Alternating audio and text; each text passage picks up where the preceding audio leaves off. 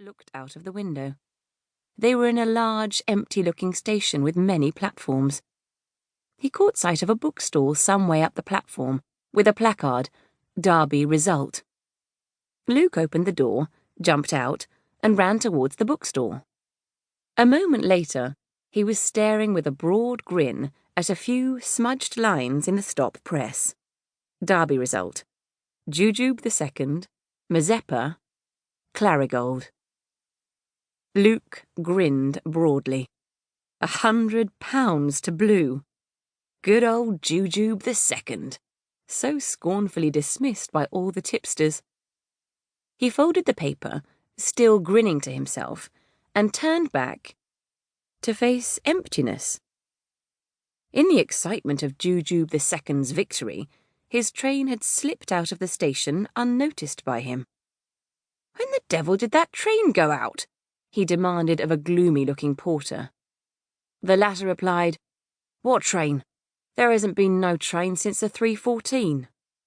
"There was a train here just now. I got out of it, the Boat Express." The porter replied austerely, "The Boat Express don't stop anywhere till London." "But it did," Luke assured him. "I got out of it." "No stop anywhere till London," repeated the porter immovably. "It stopped at this very platform and I got out of it, I tell you." Faced by facts, the porter changed his ground. "You didn't ought to have done," he said reproachfully. "It don't stop here." "But it did." "That was signal, that was. Signal against it. It didn't what you'd call stop." "I'm not so good at these fine distinctions as you are," said Luke. "The point is, what do I do next?" The porter, a man of slow ideas, repeated reproachfully, "You didn't ought to have got out." "We'll admit that," said Luke. "The wrong is done, past all recall. Weep, we never so bitterly we can never bring back the dead past, quoth the raven nevermore. The moving finger writes, and having writ, moves on, etc., etc., and so on and so forth. What I'm trying to get at is, what do you, a man experienced in the service of the railway company, advise me to do now?" "You're asking what you'd better do?"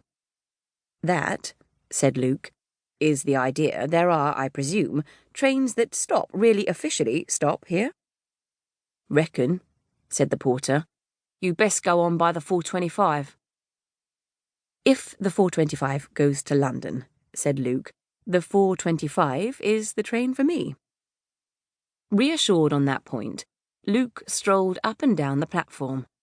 A large board informed him that he was at Fenny Clayton Junction for Wychwood under Ash, and presently a train consisting of one carriage pushed backwards by an antiquated little engine came slowly puffing in and deposited itself in a modest bay.